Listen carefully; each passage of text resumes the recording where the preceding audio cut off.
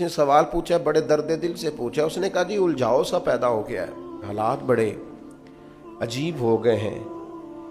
اس طرح لگ رہا ہے کہ جس طرح نا کوئی میلہ سا لگا ہوا ہے اور کان پڑی آواز سنائی نہیں دے رہی. تو بتائیں کس عالم کی بات سنیں، کس کے پیچھے چلیں؟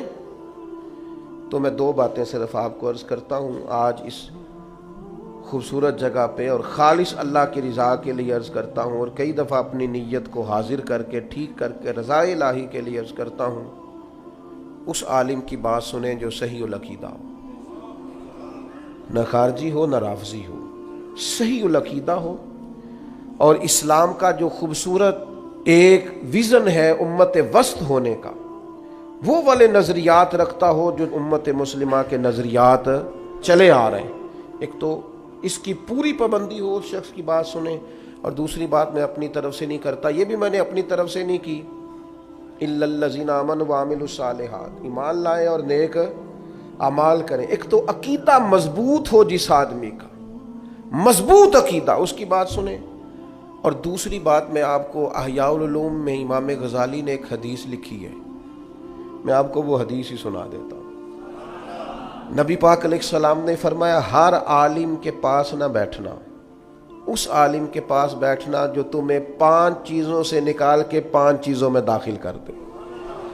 یا رسول اللہ صلی اللہ تعالی علیہ وسلم کون کون سی؟ تو حضور نے فرمایا اس عالم کے پاس بیٹھنا جو تمہیں شک سے نکال کے یقین کی طرف لے آئے.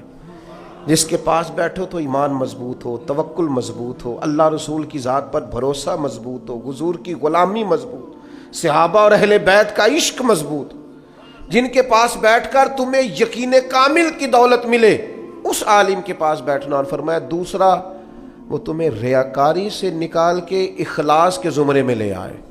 اور تیسرا نبی پاک صلی اللہ تعالی علیہ وسلم نے فرمایا وہ تمہارے دلوں سے دنیا کی خواہش نکال کے، اور تمہارے دل میں تمہارے رب جو تمہیں آخرت میں چیزیں دینے والا ہے اس کی محبت تمہارے دلوں میں پیدا کر دے، وہ تمہیں نکال دے.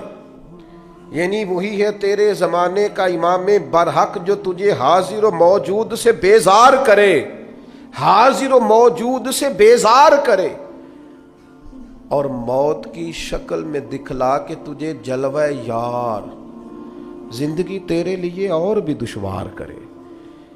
اور چوتھے نمبر پہ نبی پاک علیہ السلام نے فرمایا اس شخص کے، اس عالم کے پاس بیٹھو جو تمہیں تکبر سے نکال کے عاجزی کی طرف لے جائے.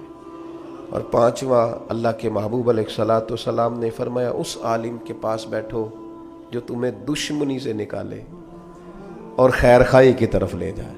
جس کے پاس بیٹھنے سے عداوتیں نہ بڑھے بلکہ تمہارے دل میں خیر خواہی کا جذبہ. یہ 5 چیزیں خود رسول کریم نے بیان فرمائی.